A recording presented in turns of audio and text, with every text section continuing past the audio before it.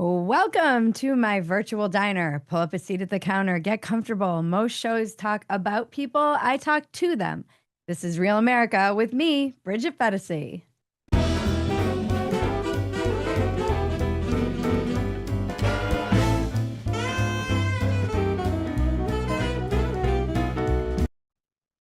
Some of you might not know this about me. I spent many years as a yoga instructor, and I want to start tonight creating a little bit of space.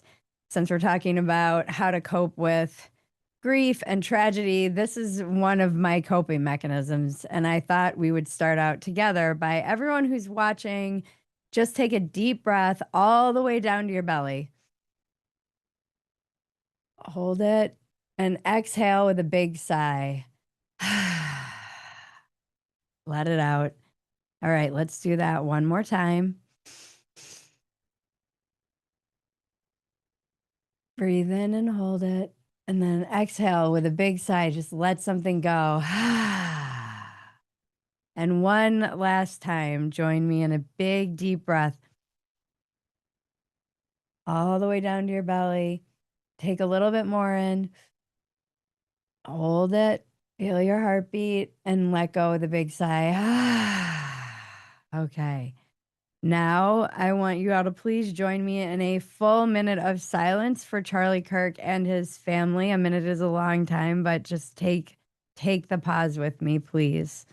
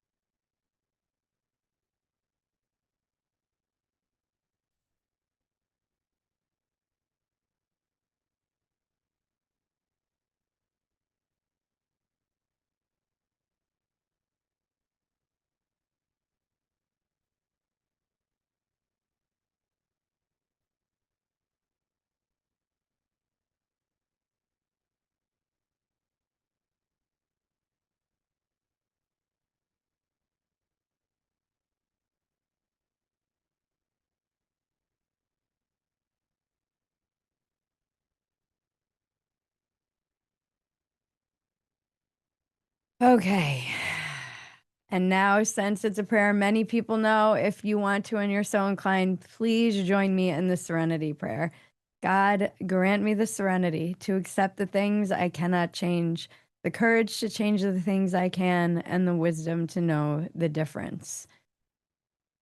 So, what you just saw, maybe you feel different. Maybe your energy shifted. Maybe there's a little bit more space, a little bit more room, a little bit. I mean, even just taking a moment of silence at all, let alone for somebody and their family and even America, it seems so long, but it's also just so grounding. And those are all examples of things that I use when I'm coping with tragedy or tumultuous times, or when I'm trying to just ground myself in a moment. And tonight's topic is coping with tragedy. Tragedy is draining. Tragedy is awful. Tragedy feels gray. Tragedy's hard on our bodies. We carry around the weight of the awful things that keep happening. We take shortened breaths. We carry tension in our neck and in our jaws. We hold everything tighter. We're a little bit more reactive. Tragedy is unpredictable. It makes us jumpy and scared, and I mean that literally. What we're all going through, what we witness collectively, is traumatic. It's also something new. Never before has there been a political assassination in America that we all saw unfiltered through our phones. It wasn't mediated by the news. It was just raw footage from kids attending a debate. We also immediately in real time saw everybody's reaction to it. I don't think we are capable of coping with this much noise, information, reaction, the whole world. And seeing something like that, something so violent, a father and a husband and a brother and a son taken from the world while he spread not only the ideals this country was built upon, but also the word of God. He was talking and laughing and then gone. That is traumatic for all of us, no matter how you felt about him, even if you hated him. This is a scary time in America, and it's a scary time in the world, and people are afraid. They're angry. We aren't in our right minds. I've been online today. It's like everyone's losing it. We are being brainwashed by algorithms, foreign influencers, and propaganda. And although the technology might be new, the fear is not. And with this ancient fear being activated in our monkey brains, we lash out. And we're all lashing out right now because we are all afraid. But as Pema Chandran says in her book, When Things Fall Apart, fear is a universal experience. Even the smallest insect feels it. We wade in the tidal pools and put our finger near the soft, open bodies of sea anemones, and they close up. Everything spontaneously does that. It's not a terrible thing that we feel fear when faced with the unknown. It is part of being alive, something we all share. We react against the possibility of loneliness, of death, of not having anything to hold on to. Fear is a natural reaction to moving closer to the truth. And it does. It feels like everything is falling apart. It has felt that way for a while, to be honest, and it accelerated after Charlie died. Or maybe it isn't. Maybe it's all falling together. Maybe we are collectively moving closer to the truth. Tragedy has a way of revealing us to ourselves, showing us what we're made of. It has a way of bringing us to our knees in surrender and in faith. Tragedy can unite us or it can tear us apart. Is this tragedy going to unite us as Americans or as the world to stand up for what is good and true, for what our shared American ideals are, like freedom of speech? Or are we going to allow it to tear us apart? We get to choose individually. We get to choose how we will face this tragedy and with it, our fear. When I'm afraid, I often, all the time, even on a plane, if there's a little bit too much turbulence, I turn to this famous passage from Frank Herbert's novel Dune. Many of you know it, I'm sure. I must not fear. Fear is the mind killer. Fear is the little death that brings total obliteration. I will face my fear. I will permit it to pass over me and through me. And when it has gone past, I will turn the inner eye to see its path. Where the fear has gone, there will be nothing. Only I will remain. I have to remind myself that's what we're all going through. This awful thing together. Millions of people grieving or angry or feeling unseen. All of us humans on this world lashing out, clinging to whatever we think can help us make sense of the world and to give people grace. I've been not great at it. And lately it's even harder. I have to attempt to be more kind and patient and understanding instead of my default, which is judgment, retaliation, and condemnation. My monkey brain is very comfortable there, but that's just my fear. And fear is the mind killer. And I want to end with another quote from Things Fall Apart.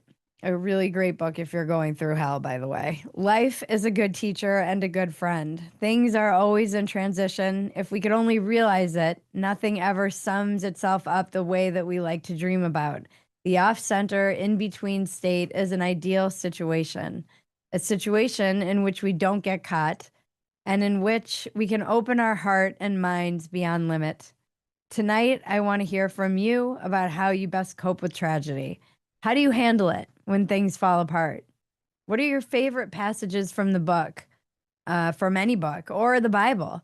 Do you find serenity in nature, in physical activity? Our guest tonight is Mary Katherine Ham, a woman of incredible strength who has navigated her fair share of tragedy. But first, some quick housekeeping. If you need to be called on and you need to be on Zoom, if you want to be called on, you need to be on Zoom, on camera, and you need to virtually raise your hand by clicking the reactions button. If you aren't on Zoom and want to be part of our virtual live audience right now or in the future, click the link in the description below to get the Zoom link or go to tway.tv/Bridget Zoom. The Zoom link is the same link every time, so save it somewhere. This is our virtual diner where we all meet. The voice of God you're hearing is Cousin Maggie. Many of you already know her. Hello, everyone.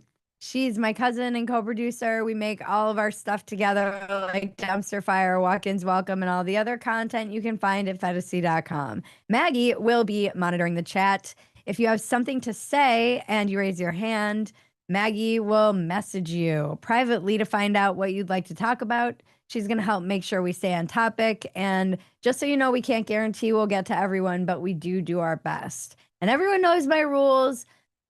Just don't be a dick. So please find some grace for all of us right now and in general in these trying times. Everything will be fine. And now, a word from our sponsor, Quest. Guys, in these sad, weird, dark times, we should be taking care of each other, but we should also be taking care of ourselves. How do you like that segue? I'm trying to make my health a priority, and that's why I love Quest. Quest simplifies the medical testing process significantly, especially if you're dealing with an HMO like I am. No more waiting weeks for an appointment to see my doctor and then getting a referral and waiting weeks more for an appointment with a specialist I needed to see. Quest offers over 150 of the same tests trusted by doctors, including diagnostics for specific ailments like STDs, chronic conditions like heart, liver, and kidney disease, as well as testing that is almost never covered by health insurance, like fertility and advanced women's hormone testing. Quest also offers broad packages of tests that go way beyond the standard tests you typically get in an annual medical checkup visit.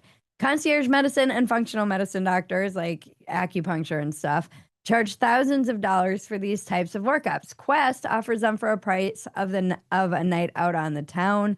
Your health and well-being is worth it. Go to questhealth.com and use the discount code REALMAY25 and get 20% off your purchase. That's questhealth.com, code REALMAY25 for 20% off.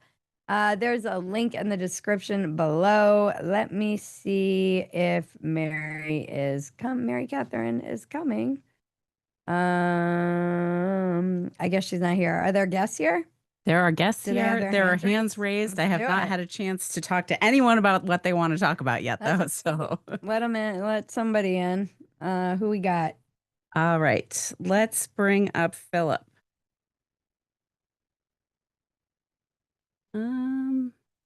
Wait, there we go. And mute. Hi, Bridget. Philip. Hi, Philip. Hi, Bridget. Hi, Maggie. How you doing? Thank you for I was worried about you guys last week when you didn't come on. I'm understandable, but I was going through it at the same time. Yeah. I sometimes feel like, there's a great there's another thing that another one of my coping mechanisms that I rely on all the time is from 12-step. Many people know that I'm in a 12-step program, and there is this one that changed my life, honestly, and it was pause when agitated or doubtful. And I was both agitated and doubtful last week. And I know I have to apply that to my own life. But I was saying to Maggie, I'm like, we've got to be able to apply this to our work as well. I can't just have that be something that I apply to my personal life, but also not my work life. And since I'm in charge of my work life, I'm one of the lucky people who gets to do that. I thought that it would be best to just kind of take a step back and be quiet. Sometimes quiet is good. Yeah. Well, I was more worried about you guys than anything else. I was concerned about how you were dealing with it, but I appreciate your episode of Dumpster Fire this week. Thank you. I think it was very heartfelt, appropriate, created sympathy from me. I mean, I felt the same essentially. My dealing with what has happened, um, it's while I don't share, let me see, my idea of the spiritual side of life is um, complementary with Charlie. I believe that Jesus was definitely one of the ascended masters, though not the only one. And so uh, when I saw what happened, unfortunately saw it myself. I got the sense that Charlie was okay, that he was martyred, um, which, is sad for us who remain here in this incarnation. Although it will be fun when we get to reunite with him when our time comes. I'm sure he will uh, greet us. So And your coping mechanism is God, religion? I wouldn't call it religion. I would call it my personal experience with Beyond the Veil. Mm-hmm. Um, I have I've had several experiences with very high doses of psilocybin that have taken me there, and to varying levels of um, so there's a sea of energy, and most people call that God. There's then patterns within that energy that are persistent, and some of the primary patterns are Jesus and Buddha and some of those ascended masters and Thoth and some of the things that have shaped our existence. And then it's all fractal. So as you move closer to our own personal consciousness, we are reflections of those patterns.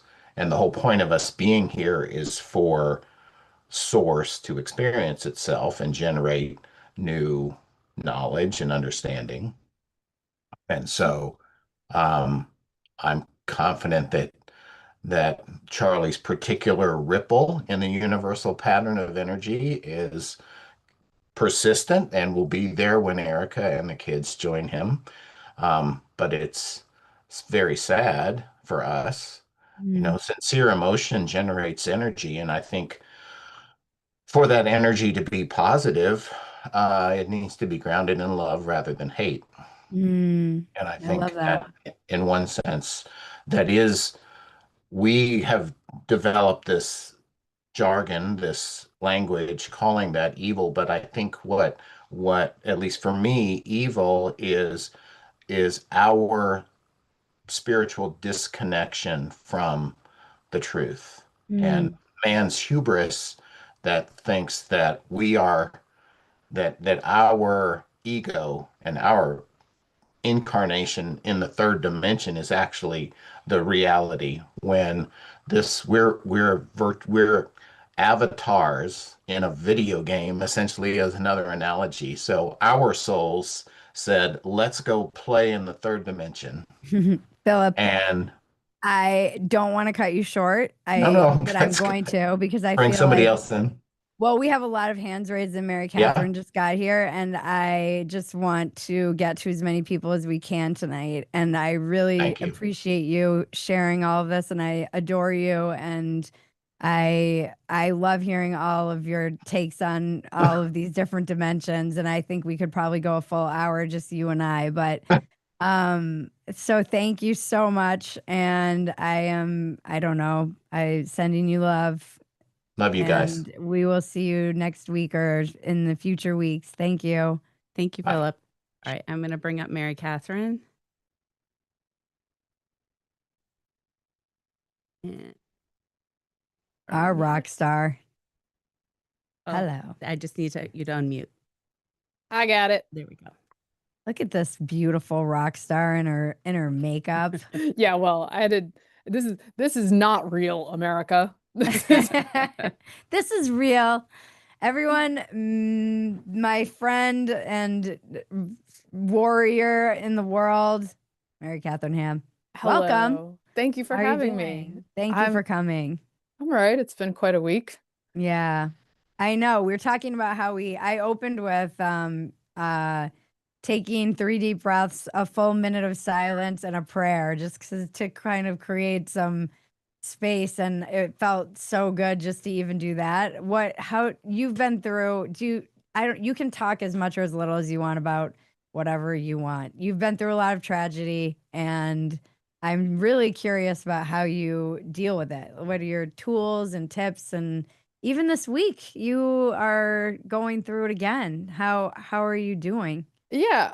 So mostly my thoughts are with Charlie's family, and it's been like improbably the mean comments and the terrible discussion outside of the actual terrible thing that happened have been able to compound how terrible it is, which is almost impressive in its badness. And so that I've been trying to filter out some of that, even though I want to, speak up against it. Um, I think it's tough to I didn't know Charlie well. We had worked together at Turning Point's events over the years. He notably in a very Charlie way, even when we were on different sides of the Trump question or other policies, he would happily have me at these events, particularly ones for young women where I could speak. And my experiences with him, he was uniformly kind and decent and nice and lovely to work with. He was really a leader and a builder in a way that I'm not, that impressed me. I can talk, but I don't build anything other than my particular family and Yeah. organize things other than that. And so I admired that. And I think there are also, this is a lesson for me too in the way I thought about Charlie. Someone I talked to the other day said, I thought of him as a political animal, but my daughters, who are teens, thought of him as a faith leader. And Mm, I gotta say, I wasn't in the demo for his clips, and I even somewhat unfairly characterized him in my head as so and so destroys so and so viral clip guy, right? yeah. And I didn't click through that often. And I knew that Charlie was a good debater. And I think at times I like probably even said an offhanded, like rude joke about Charlie or something along the years when we disagreed on stuff. Um, Not often because that's not in my character, but like I click through now and I go, oh my gosh, this was so much richer than I was giving it Mhm. credit for. He was not just a good debater, which I admire, and I knew that. He was a generous debater.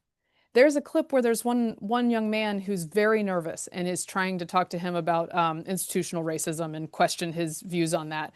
And Charlie says, "Hey man, I'm not picking on you. I know it's very nerve-wracking to get up at this mic and you're doing a hard thing. Take a few deep breaths. I'm going to restate your position and then I'm going to tell you why I disagree with it. But you correct me if I'm wrong about what you're saying, Mhm. right? That is an incredibly generous thing to do as a person in a position of power who's talking to somebody who's nervous, who disagrees with you, who you could destroy, Mhm. but you take the opportunity not to. And I wish so many more thought leaders, allegedly, and college professors took that approach. I remember Um, the moment that I realized I had not really been paying attention enough to him. It wasn't South Park, although that was another moment where I was like, oh, he's way bigger than I think I mhm. understand. Yeah. But it was my husband sent me a clip, and I can't remember exactly what it was, but he sent me this clip and he was like, this guy is so impressive. Yeah. It was just him talking about spirituality and religion and also like threading it into the foundations of the United States. It was actually, and it was really brilliant. And I was like, I think I've been underestimating him. Now, Yeah. granted, I dunked on him on Twitter like 2 days later about something he said that was, but that's Right. just like me being funny. And I don't, I was like, I think I was talking about right wing men being crazy about the way they Right. talk about women, but Right. because those clips come through and you're just like, okay, um, and but that's what we all do. Like, I wouldn't hold that against people. Do that to me all the time too, and I still go on their shows and talk to them and debate Yes. them. Yeah. But I did realize, yeah, it was like only in the past, like, I think probably 3 months that I was really realizing. And then I have, like you, I have family members who are in that demographic and they loved him more than anyone, more than Hmm. Trump, more than, I really think he probably had a pretty good chance at being president someday, which is Yeah. what makes it even more tragic. But these guys just loved him. And like I was saying on Dumpster Fire, I think he offered, what I found very comforting about him is that in this space and time, he was very grounding and earnest, and he gave these young people something truthful and soulful and meaningful. And I, like, I'm Gen X, so I'm Right. done. I'm toast. I'm irony poisoned. There's no hope for me. No, he did. He went before, and there's also something very powerful and about and the left will be allergic to this statement. There's something very powerful about taking students who are on campus who are genuinely marginalized because no one agrees with them. And in fact, people like believe they're evil for believing anything different from the orthodoxy on campus, and giving them a vision of what life can look like, embracing different things, and give them a vision of what it looks like to express themselves honestly, and that can be edifying and good, and can lead to more connections with your classmates. Like I think like it's just all the things that college was missing and he was bringing to college. And like on a much smaller scale, I've done it in the past and I love doing it because, and I will continue to do it, because those students do come up and say, like, you know, I'm like a lib, but these guys are really militant over here, and I'm feeling pretty ostracized about these two issues on which I disagree with them. And we'll have, like, over the years, it went from conservative students who felt ostracized to like further and further left students who were like dyed-in-the-wool Democrats who still felt ostracized because things got so crazy. And giving them that, you can see the joy in his face doing it. Giving people that is very powerful, and they felt a real connection to him. And I wish I had appreciated him a little bit more vocally and just watched more of him while he was here, because I was catching snippets from like a TPUSA conference and then not delving into these bigger conversations. And he just had tremendous skill and I think tremendous heart when he was dealing with people. So it was sorely needed on campus. And I hope, because a lot of people who loved him will be angry, and that's normal when you lose somebody, particularly in this violent sort of way. I hope that his example gives them a road to walk. And it looks like Erica Kirk will probably give them an example of what it looks like to walk forward in dignity, with faith. I was struck by what she said in her first comments after he died, which were stunning and impressive in so many ways. But she said, I don't understand this, but God does. And our God is so good. And that is a tough message to hear, to deliver, to believe in the wake of something like this. But I think that her giving it to people who loved him is really important, and may keep a lot of people on a more positive path for that reason. What are your general coping mechanisms when you are, what advice do you have for people? Yeah, so for those who don't know my personal story, and it's sort of an odd coincidence that so this week is 10 years since my husband died in a cycling accident, September 19th, 2015. And so as that anniversary is coming up, to watch Erica start that journey is tough, just because I know that there's really hard things ahead of her. But she seems obviously like a person who knows what her mission is, who has the skills to handle this. And I'll be praying for her. And it'll matter that a lot of people pray for her. It did for me. So I think I just not, I don't envy her this, and I know what it feels like, and she's just at the beginning of this road. But I would say, you know, to the extent that I have coping mechanisms, I think in my experience, having kids helped me when I was in my darkest hour, because I think it was Bob Odenkirk who said recently in this great clip on Birbiglia's show. Oh, I saw this. He going said viral. the great thing about being a parent to small children is that you don't have to think about your purpose or your own ambition or your vanity or whatever it is, because your purpose is in front of you needing breakfast, right? And that's what I had. After my husband died, I had a 2-year-old and I had a baby on the way. I was 7 months pregnant. So I had to have a baby. I had to raise that kid. And so that was my mission. And to a great extent, I think that kept me from darker things. And I also just prayed all the time, and I prayed when I was angry, and I prayed when I felt betrayed. And there's a scripture, I wrote about it in the Free Press this week, but there's a scripture, that's Jeremiah 29:11, which is, I have a plan for you, declares the Lord, plans to give you hope and a future. and plans to prosper you, not to harm you, plans to give you hope and a future. And I would just pray that all the time. Whenever I woke up in the middle of the night, I would just pray that. And I will be honest, I didn't believe it. I was like, Mhm. sure, great plan. This is going super, right? But I think tough times are both a test of faith and an invitation to it. And for me, I didn't know what else to do. So that's what Yeah. I did. And truly, because there is an author who's a better writer than I am, my life has turned out in miraculous ways that I would never have imagined and could never have imagined. So it's it's hard to find silver linings in these very sad stories, and yet this is part of life. Like we're promised sufferings, and the question is how you get up the next day. And Yeah. mostly I got up to make bacon for my kids. I love that. Do we have, it looks like We some have some hands hands. too. Yeah. All right. So we're gonna take some calls. I'm going to bring up video Alan. calls. Alan. And feel free to chime in. So you don't have to just sit there. You can chime in and jump in and say whatever you want. I'm very excited. Can you guys hear me? Yes. Okay, perfect. I'm very excited to be here because you are two of my favorite follows on X, my favorite podcasts I listen to religiously. So it's just an honor to be here. First off, Bridget, your dumpster fire last night touched me.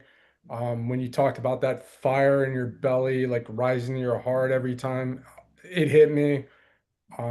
Brought me, it touched me. I'm not ashamed to say I was tearing up and crying a little bit. So, but that helped me out a lot through. I do engage in a lot of political discourse via Zoom with members of the two-way community.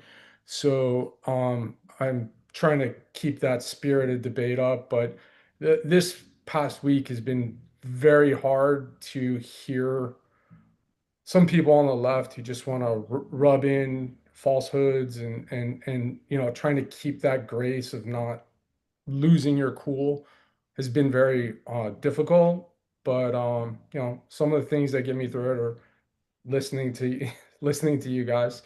I love getting hammered. I know it's on like a bi-quarterly.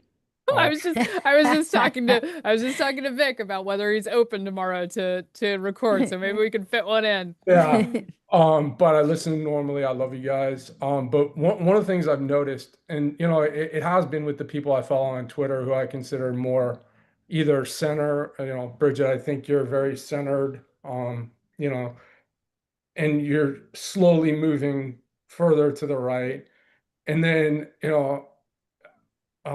Mary Catherine, you were like on a thermonuclear Twitter attack.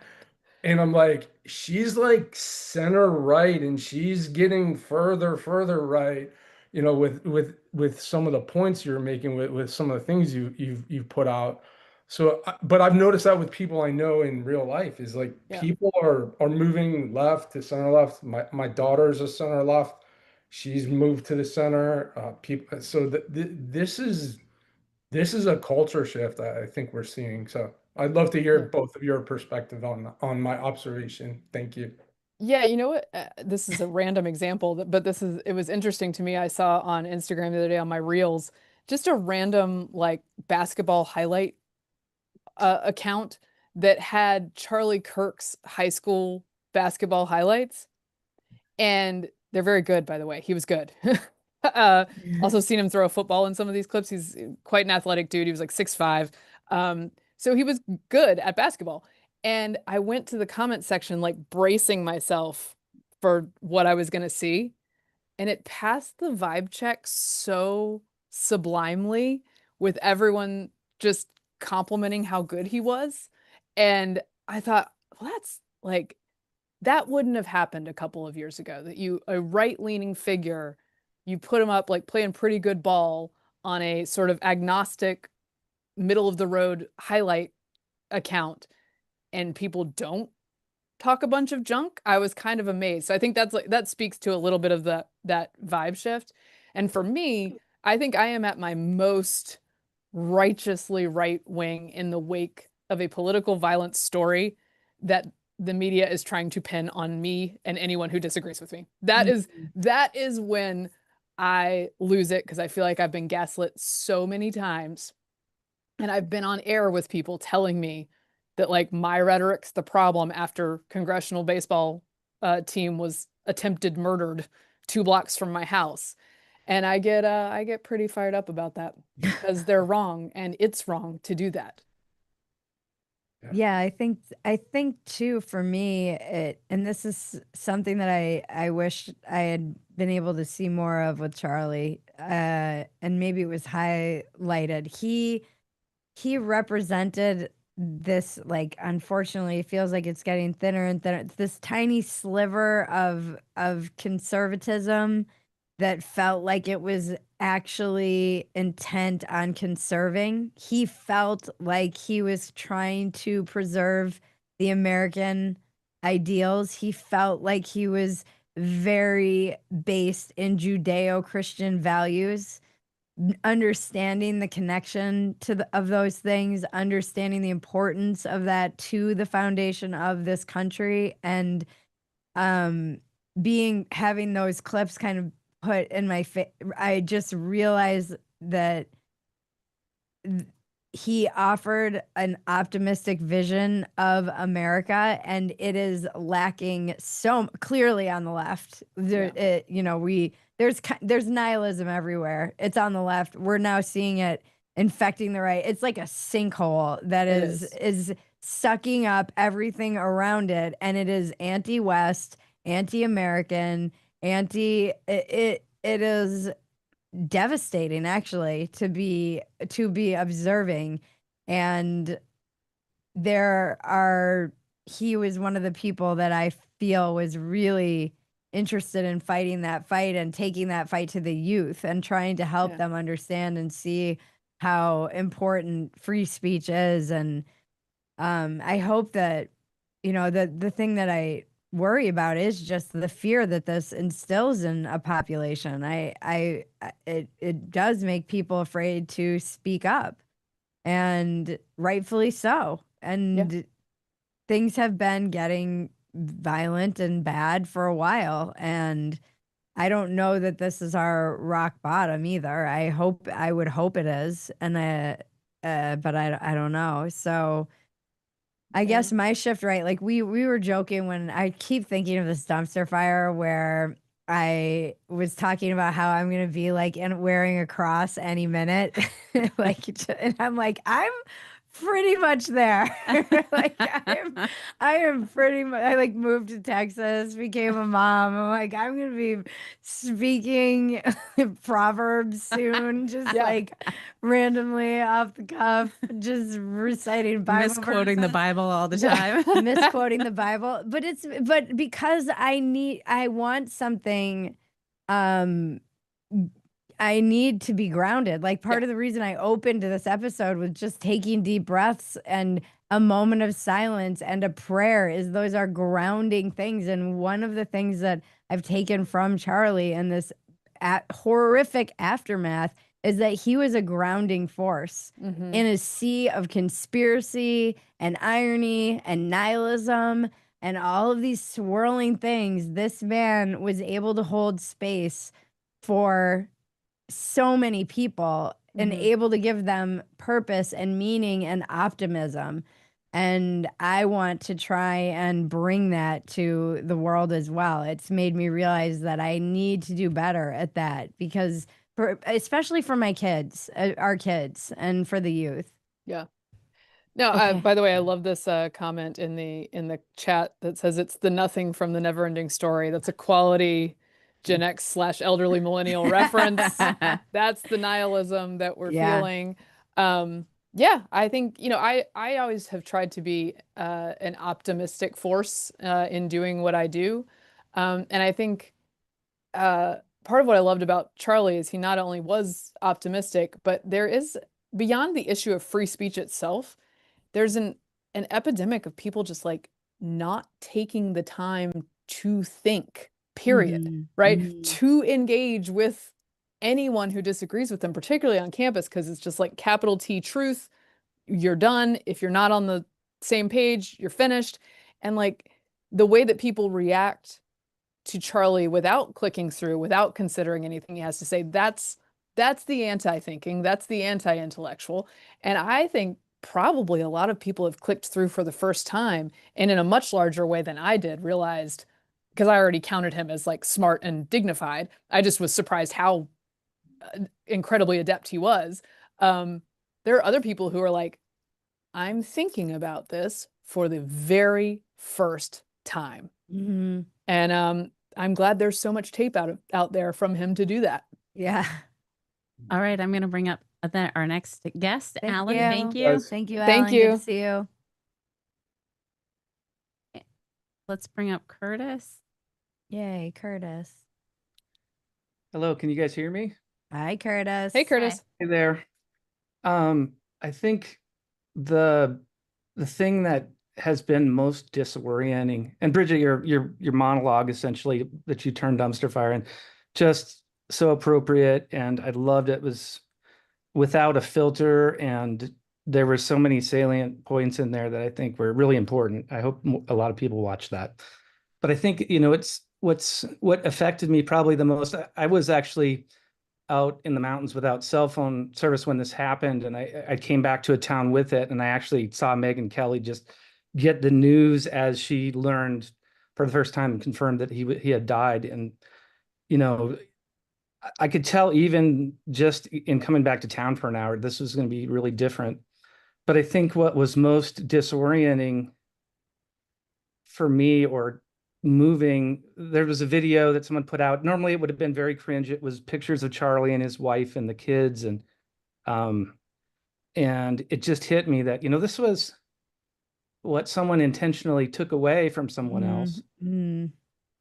Just really and anyone that's a parent would know this. It's the most fundamentally profound representation and reality of love that you can have as a family, and to understand that someone intentionally went out and destroyed that gleefully was bad enough, but then to see it celebrated was disorienting, in that you sometimes wonder, do I just not understand the world that I live in? Because I don't. It's sort of like, Bridget, I think the first time with the tearing down of the posters of the kids, it's like, Mm-hmm. this doesn't, I can't find a place for this in my model of the world, Yeah. in which I come up to, there's an innocent child that's been kidnapped, they're being treated however horribly, and someone's trying to help with that, and I'm against it. And you just can't find a place for that. You also realize, tragedy, get to be my age, tragedy is an eventuality of this world. Charlie, I think, would have been the first to tell you that's a fallen world. Yep. You're going to face tragedy. I mean, my life, a couple suicides, 2 drunk driving deaths, a drowning, both parents are gone, cancer old, cancer young, drug deaths. It's eventual. It's an eventuality. You're going to face tragedy. But in the case of suicide or something like this, where it's intentional, it hits so much differently. And then to see people celebrate it was, like I said, just so disorienting. I just, like, how do I understand this? Bridget had like kind of an offhand comment. She just said, like, it's Darvo. And I didn't remember what that meant. So I looked it up, and it's, what is it? Divide, Deny, attack, accuse, reverse victor, victim and accuse, offender. reverse Yeah. the victim, and whatever. But basically what it is you turn the victim into the bad guy, and the bad guy into the victim. And I thought of that, how true that is, and then watching the coverage of the press, and it's everywhere. And so I needed that lens to see it. So anyway, I guess that's just all commentary on how it affected me. But I think, we all have tragedy. How do we deal with it? I think, there's all the common things that we tell you anytime you're depressed: exercise. But, the one people don't think about maybe is, doing something for someone else Yeah. is something that, it's sort of like, if you're not seeing good in the world, the best way to ensure that you do is to watch yourself do it. Sometimes just doing something for someone else is going to make you feel so much better. course, my worldview, I have a pretty deep faith. I've been a, Bible believing Christian for a long time, and then pursued it mainly through Bible study and that sort of thing. When my mom passed away, it wasn't maybe as comforting as I would have hoped it would have been, but in other times it's been surprisingly more so. So, I think we can all be grounded in things like that. You need to have some kind of center, and I agree, that that was certainly something that Charlie Kirk was trying to do. I think it's something a lot of us can do. So anyway, sorry for the long monologue, but No, thank you so much, Curtis. It was good to see you. Thank you, Curtis. Yeah, I think I had the same feeling Curtis did when I saw the Mangione celebrating. That was a little bit of a breaking point for me, where I was like, how is this happening so often? And the denunciations of it are not thorough. The denunciations were like, well, Yeah. aren't your Yeah. healthcare bills pretty high? And I was like, no. No, that's not it. So that sort of loss of, to me, that's just like an utter loss of moral compass. And Yeah, so they're like killing somebody by spreadsheet. I'm like, no. nope. And he, it should be noted, Brian Thompson, the healthcare CEO, had 2 children as well.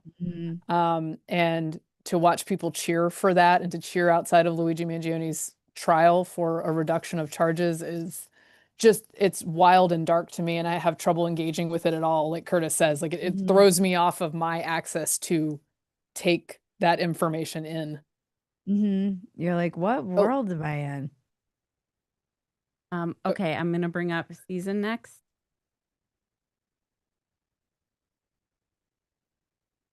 Hi, Hello. Season. Hi. Hi, Susan. Hello. Thanks for your thanks for the dumpster fire. That was like it's funny, I was watching it. My husband's like, he walked in, because I watch you on the TV in the living room, because I want the kids to, because the kids think you're hilarious. They pop in and out. And they're teenagers, don't think I'm a terrible parent. I was like, oh. Oh dear. We're all teenagers, it's all good.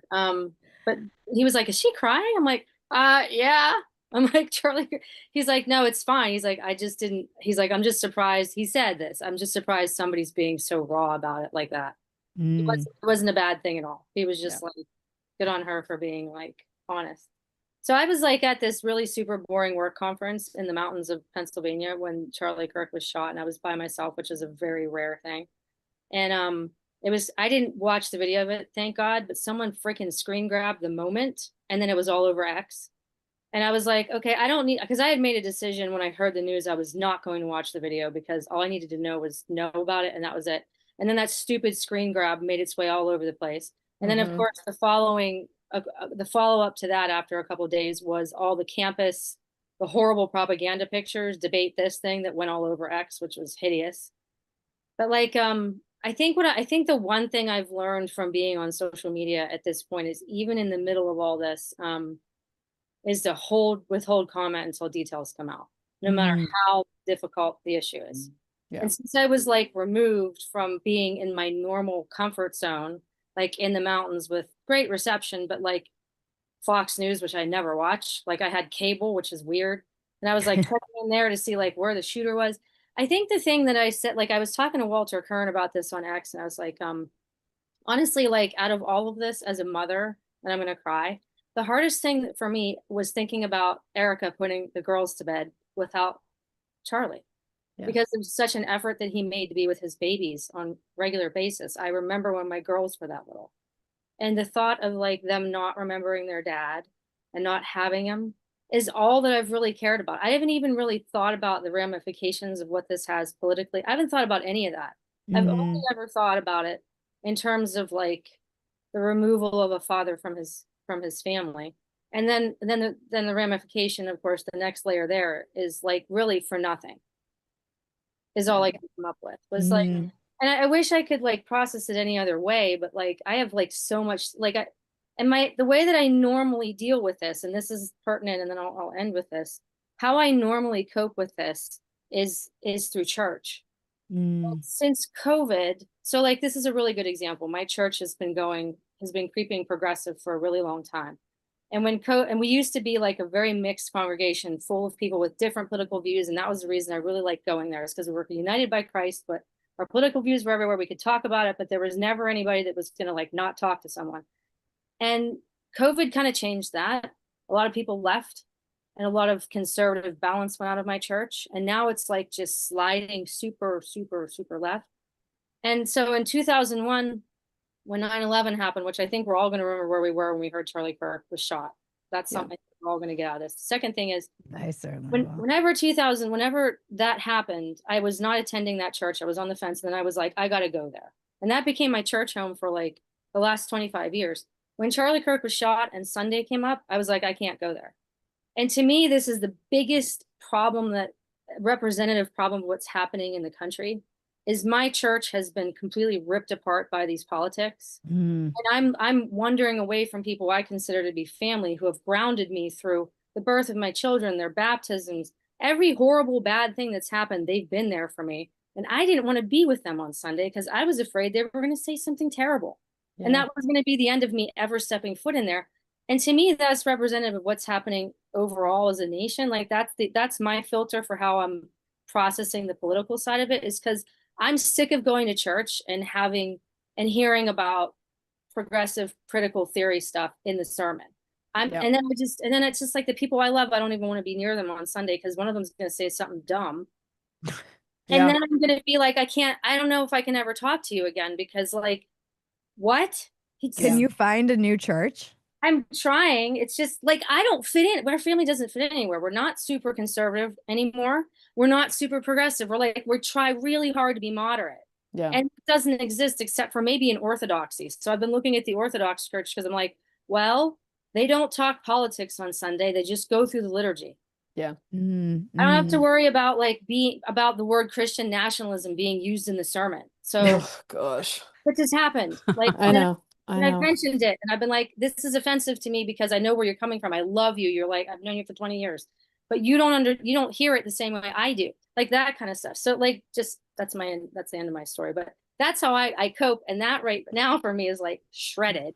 So I'm trying to figure out like, yeah, I pray, I do my personal stuff with God, but my foundation since I was a child has been my church family.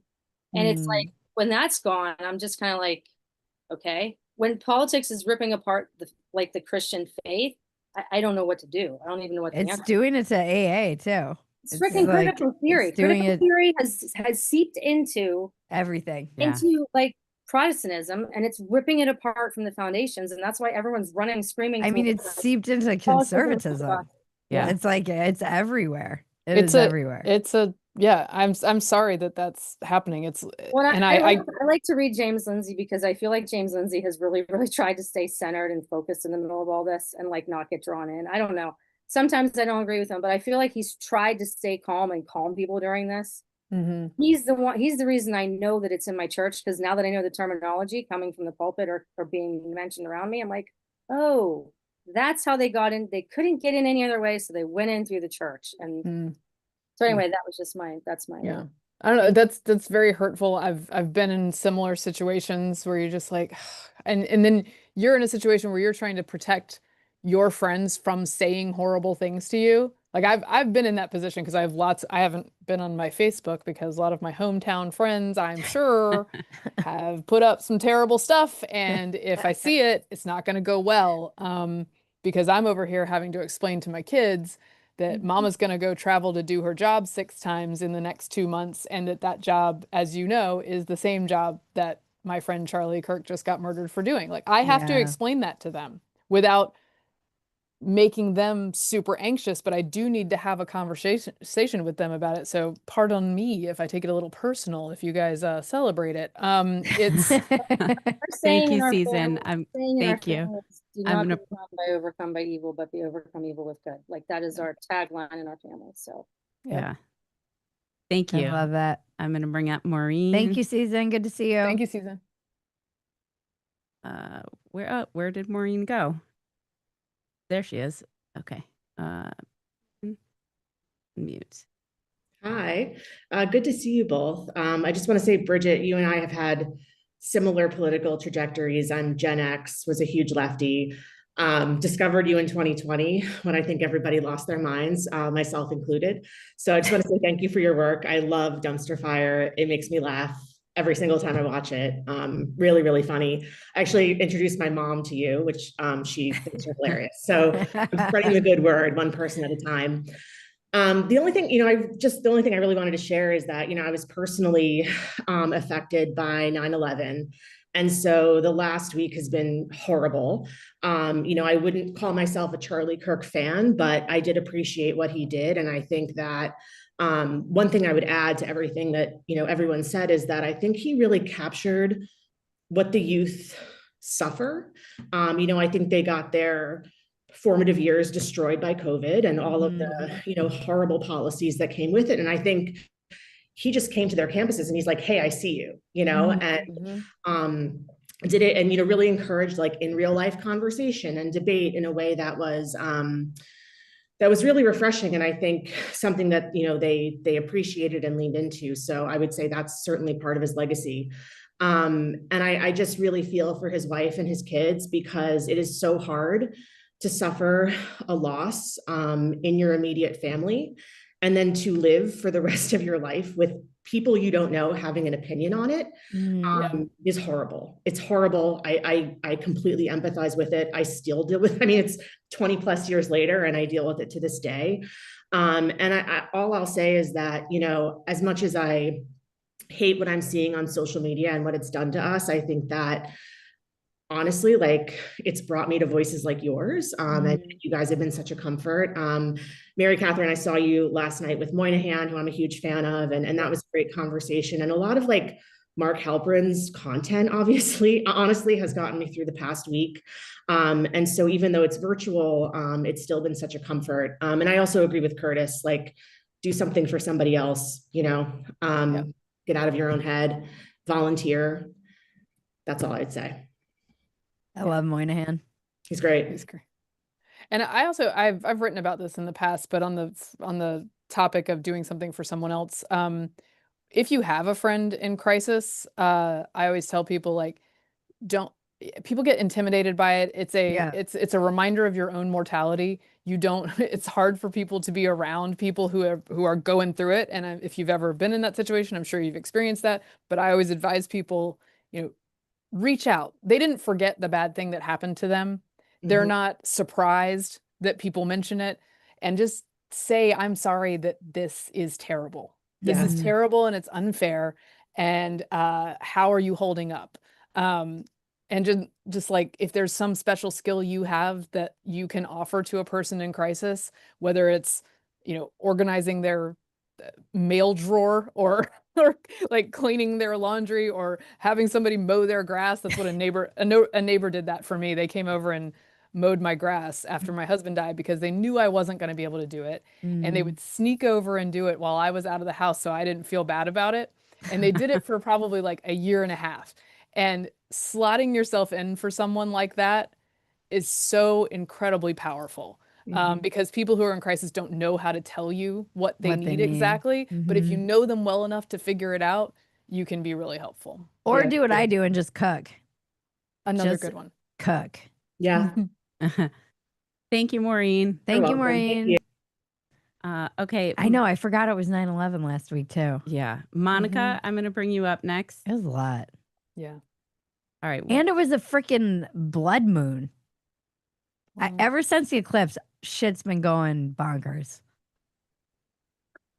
Okay. Hello. There we go. How do I do that? Hi. Hi. We can Can hear you now. see? Can you see me? We can see you. Oh, shoot, because I don't know what I look like right now, but okay. Hi.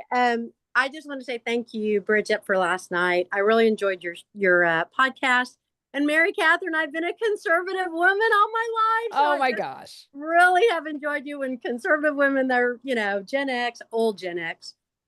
And, but I did want to come on because I am definitely MAGA. I'm a populist and conservative, but I always imagined the Republican Party being what Charlie Kirk and Donald Trump, like them or not, what they envisioned. So this is particularly hard, obviously. Yeah. Because we have been following Charlie Kirk.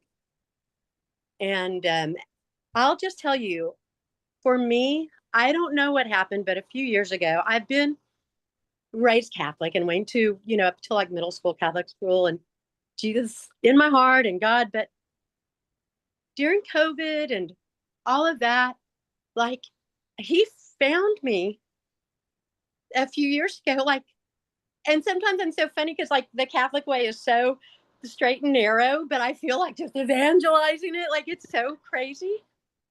But that has really helped me with Charlie because I believe what he believed. Mm-hmm. And it gives me comfort. I know he's going to see his family. I know he's with Jesus. And I just really feel like there is a message. The Holy Spirit is working magic slowly but surely. And that's my hope. Like I see it in the videos that have been posting, along with all my reposting of those people who are just cheering on his death and hoping, I'm sorry, that they get fired for justice. Because I don't want them involved. I don't want them near children. I mean, like, I don't want them flying planes. I mean, I know that sounds so crazy, but we have been so. I don't want them flying planes. There's a little bit of a jihadi vibe with these young ones. It's not great. Although Milo, yeah. So no, but there are those range of emotions, right? Because I have felt those little things, wearing a MAGA hat and getting a sneer. And now you think, is there really that much evil in that heart that sneered me for wearing a MAGA hat? Never been able to put a bumper sticker on my car. Like the fear that we've had for so long, when people start thinking that MAGA is going to get aggressive, it's not aggressiveness. We have been so patient. I know, it's true. So true. It's true. And I don't understand the it's not brain, the media to me. Bridget, you would have probably been MAGA years ago if you hadn't been in an echo chamber that told you how terrible Donald Trump was. I actually and have I a don't piece. know how to get out of that. And that's my worry. I don't think it's that. I actually have a piece that I just filed, and it's called But the Right. And I write about how I think I would have voted for Trump a lot earlier if the foundational ideology of this country is not but the right. So and I've talked about this before on podcasts and whatnot, but basically there's no amount of left that you can go. Like you can go as far left as forever, clearly.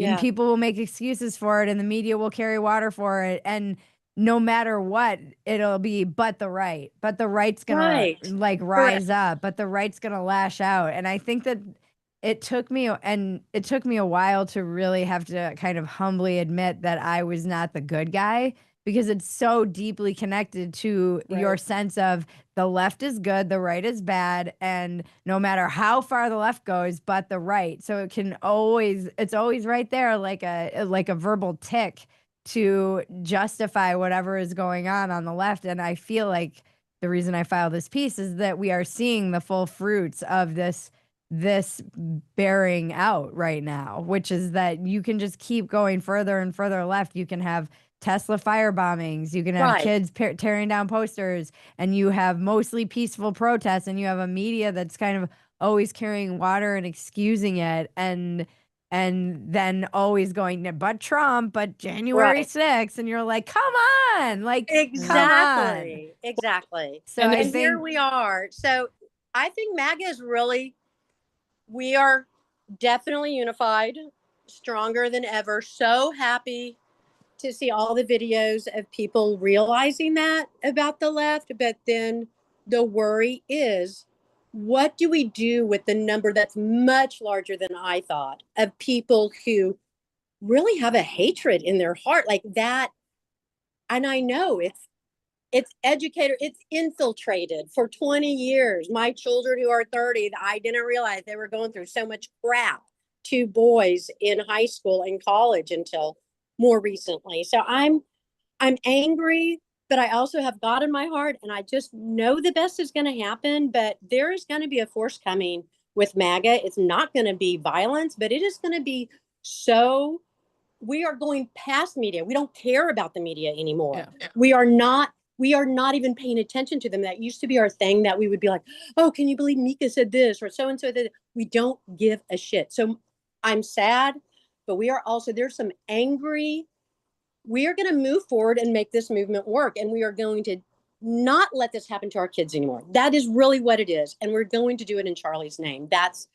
I'm sorry I'm so emotional about it. I really thought that I was like much calmer, but I don't know. That's where I'm at. 'Cause I'm not. Thank you.